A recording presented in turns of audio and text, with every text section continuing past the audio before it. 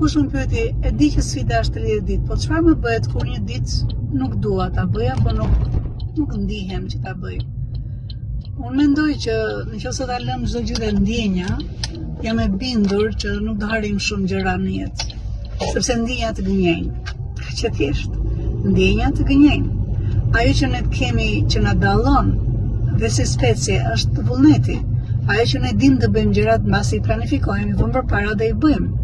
Prandaj ajo që i thash edhe kolegut është shpeshherë nuk do të vi të bësh diçka, nuk do ta ndjesh ta bësh diçka, vetëm se i ke thënë vetes bëje. Në fakt ishte edhe një fjalë tjetër që i thash, çfarë do ndodhte ndërsa shefi yt, që ne e njohim të dy, shefi yt do të thoshte të lutem bëje këtë gjë dhe shpeshherë nuk ta thotë me të lutem. Çfarë do bëje? Do të thoshte çdo ditë do të çohesh në mëngjes dhe do shkruar cili është synimi yt. Do t'i hedhësh në sy, çfarë do të bësh për të synin, çfarë do të mësosh një gjë të re, dhe cili është ai pengim që të bëhet, ai mendim vrastar që të bëhet. Dhe normalisht nëse kjo t'jepet urdhër nga dikush, ti do ta bësh apo jo? Por nëse ti ja ke premtuar vetes këtë sfidë dhe ti nuk e bën, a kupton çfarë dëmton së pari? Besimin në vetvete.